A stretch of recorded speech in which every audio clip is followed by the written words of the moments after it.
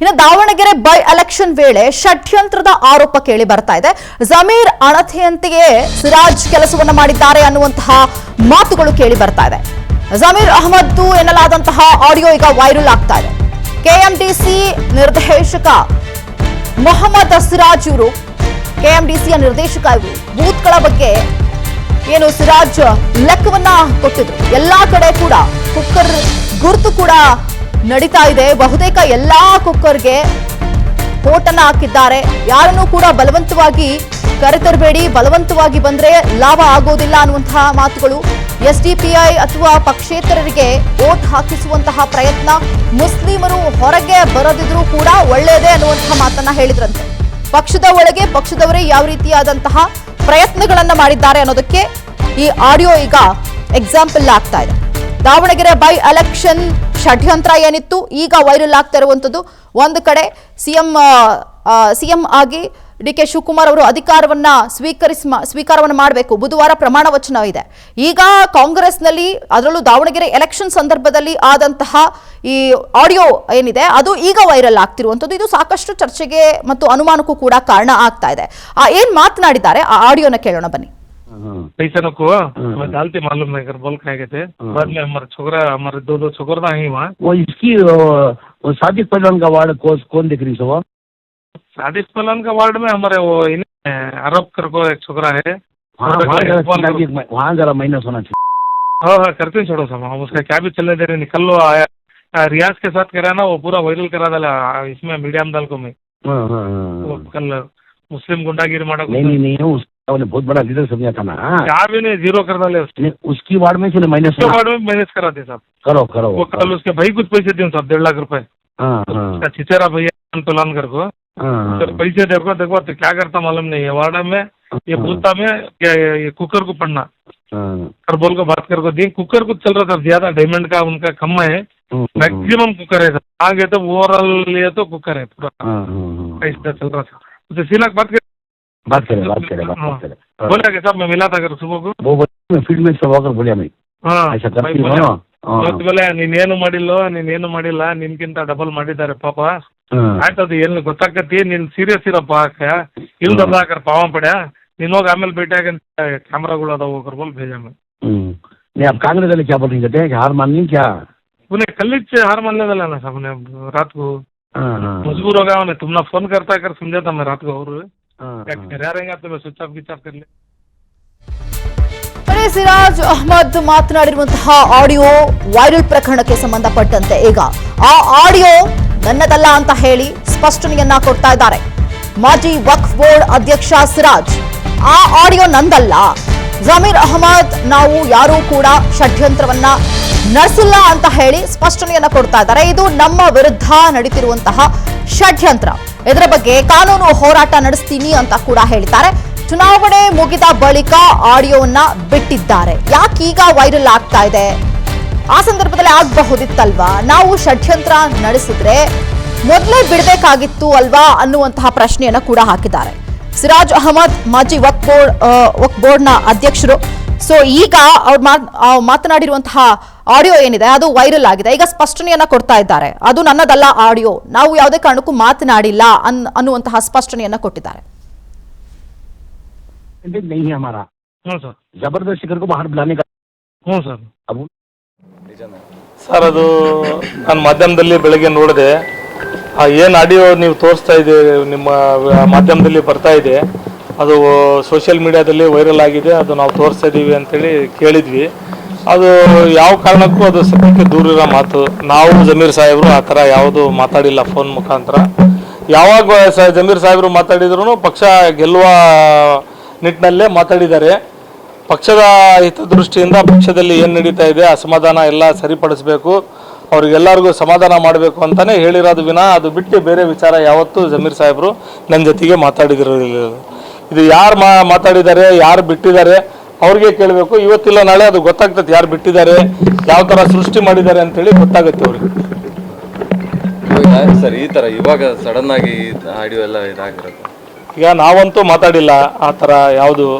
ಜಮೀರ್ ಸಾಹೇಬರು ನನಗೆ ಆ ಥರ ಯಾವುದು ಕೇಳಿಲ್ಲ ಮಾಹಿತಿ. ನಾನು ಅವ್ರಿಗೂ ಯಾವುದು ಅಂತ ಮಾಹಿತಿ ಕೊಟ್ಟಿರೋದು ಇದು ಇಲ್ಲ ನನ್ನ ಹತ್ರ.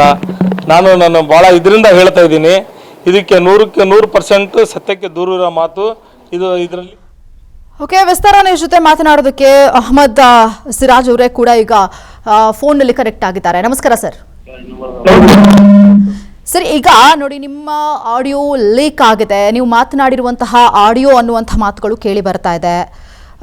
ಏನ್ ಹೇಳ್ತೀರಾ ಇದ್ರ ಬಗ್ಗೆ, ಏನ್ ಸ್ಪಷ್ಟನೆ ಕೊಡ್ತೀರಾ? ಅದು ಲೀಕ್ ಎಲ್ಲಿಂದ ಆಯಿತು ಅಂತ ಬೇಕಲ್ಲ ಮೇಡಮ್. ಅದು ನಾವಂತೂ ಮಾತಾಡಿಲ್ಲ, ಸತ್ಯಕ್ಕೆ ದೂರಿರೋ ಮಾತು. ಅದು 100% ಸುಳ್ಳು. AI ಟ್ರೆಂಡ್ ಇದೆಯಲ್ಲ, ಆರ್ಟಿಫಿಷಿಯಲ್ ಇಂಟೆಲಿಜೆನ್ಸಿ ನಡೀತಾ ಇದೆ ಈಗ. ಆರ್ಟಿಫಿಷಿಯಲ್ ಇಂಟೆಲಿಜೆನ್ಸಿಯಲ್ಲಿ ಮಾಡಿರ್ಬೋದು ಅಂತ ನನಗೆ ಅನಿಸ್ತಾ ಇದೆ. ಆಡಿಯೋ ಅಲ್ಲ ಅನ್ನೋದಾಗಿದ್ರೆ ಬೇರೆಯವ್ರನ್ನು ಬಳಸ್ಕೋಬಹುದಿತ್ತಲ್ವಾ, ನಿಮ್ಮನ್ನೇ ಯಾಕೆ ಬಳಸ್ಕೊಂಡ್ರು ಅನ್ನೋದು ನನಗೆ ಯಾಕೆ ಬಳಸ್ಕೊಂಡ್ರು ಅಂತ ಹೇಳಿದ್ರೆ ಅದರಲ್ಲಿ ಷಡ್ಯಂತ್ರ ಇದೆ ಮೇಡಮ್. ಯಾಕಂದ್ರೆ ಈ ದಾವಣಗೆರೆ ಬೈ ಎಲೆಕ್ಷನ್ ಅಲ್ಲಿ ಮುಂಚೂಣಿಯಲ್ಲಿ ನಾವಿದ್ವಿ. ಪ್ರತಿ ಇದ್ರಲ್ಲಿ ಸಮಾಜಕ್ಕೋಸ್ಕರ ನಾವು ಹೋರಾಟ ಮಾಡಿದರು, ಸಮಾಜಕ್ಕೆ ಟಿಕೆಟ್ ಕೊಡ್ಬೇಕಂತ ಹೇಳಿ ಕೇಳಿದರು.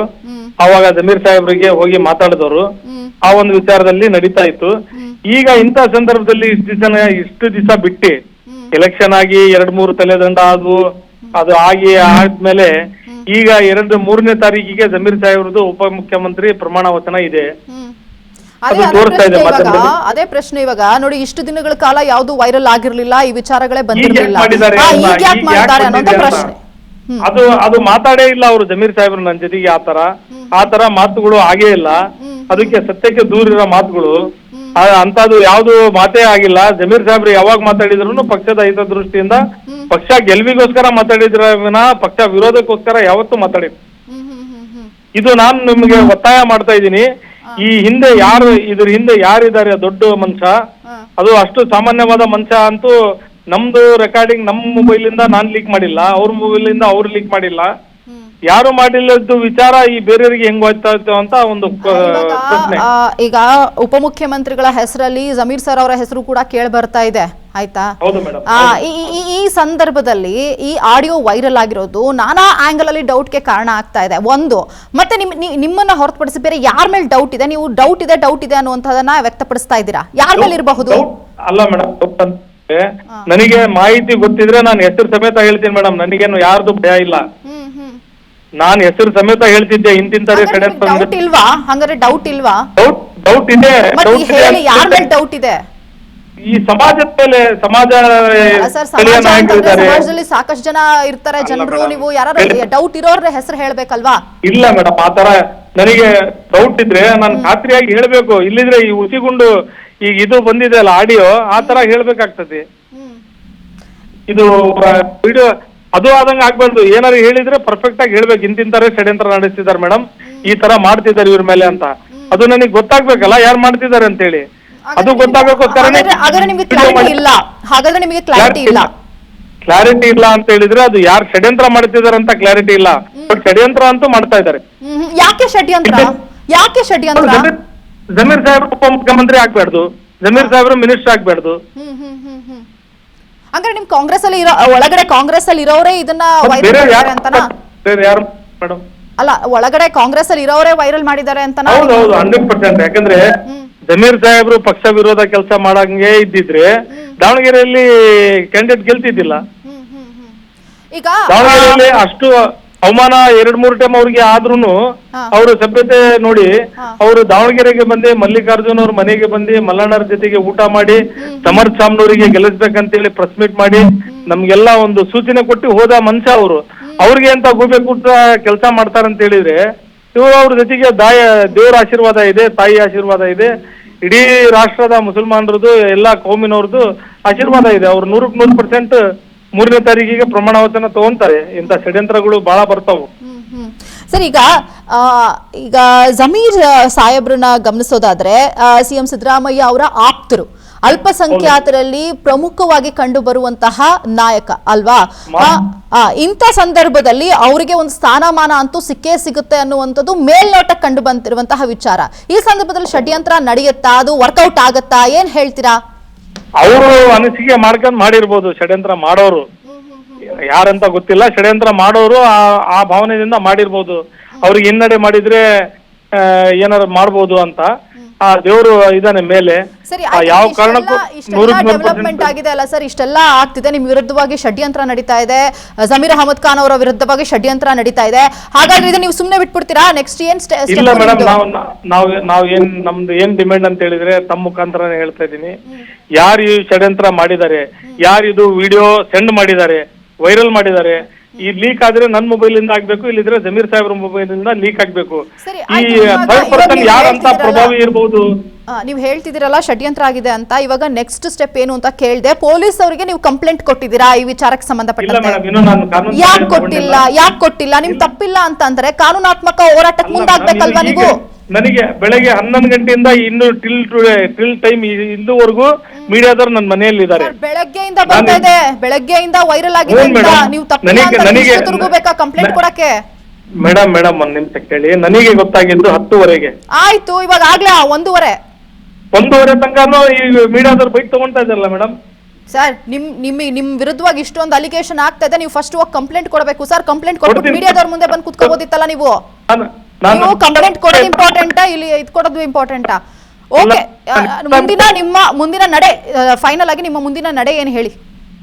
ನಾನು ಕಾನೂನು ಸಲಹೆ ತಗೊಂಡು ಕಾನೂನು ರೀತಿಯಲ್ಲಿ ಏನ್ ಕ್ರಮ ತಗೋಬೇಕು ನಾನು ತಗೊಂತೀನಿ ಮೇಡಮ್. ಅದು ಒಂದು ನಿಮ್ಮಲ್ಲಿ ನಾನು ಡಿಮ್ಯಾಂಡ್ ಅದನ್ನು ಹೇಳ್ತಿದ್ದೀನಿ.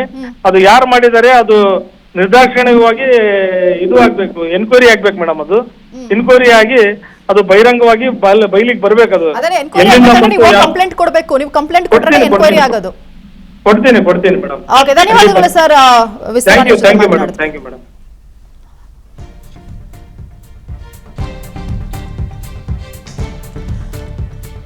ಓಕೆ, ದಾವಣಗೆರೆ ಬೈ ಎಲೆಕ್ಷನ್ ವೇಳೆ ನಡೆದಂತಹ ಷಡ್ಯಂತ್ರದ ಆರೋಪ ಏನು ಬಂದಿದೆ, ಈಗ ಅದು ವೈರಲ್ ಆಗ್ತಾ ಇದೆ ಆಡಿಯೋ. ಈಗ ಮಾತನಾಡಿಸಿದ್ವಿ ಅವರ ಜೊತೆನೆ, ಅವ್ರು ಇನ್ನು ಸ್ಟಿಲ್ ಕಂಪ್ಲೇಂಟ್ ಅನ್ನ ಕೊಟ್ಟಿಲ್ಲ. ಕಂಪ್ಲೇಂಟ್ ಅನ್ನ ಕೊಡ್ತಾರಂತೆ. ಇದುವರೆಗೂ ಕೂಡ ಮಾಧ್ಯಮದವರ ಜೊತೆ ರಿಯಾಕ್ಷನ್ ಕೊಡೋದ್ರಲ್ಲೇ ಟೈಮ್ ಆಗೋಯ್ತು ಅಂತ ಹೇಳ್ತಿದ್ದಾರೆ. ಕಾನೂನಾತ್ಮಕ ಹೋರಾಟವನ್ನ ಮಾಡ್ತೀನಿ ಅಂತ ಹೇಳ್ತಿದ್ದಾರೆ. ಬಟ್ ಅವ್ರು ಕಾನೂನಾತ್ಮಕ ಹೋರಾಟ ಮಾಡಬೇಕು ಅಂತಂದ್ರೆ ಅವ್ರಿಗೆ ಫಸ್ಟ್ ಕಂಪ್ಲೇಂಟ್ ಕೊಡಬೇಕು. ಮುಂದಿನ ಪ್ರಕ್ರಿಯೆಗಳ ಜೊತೆಗೆ ಅವ್ರ ಗಮನವನ್ನ ಹರಿಸಬೇಕು.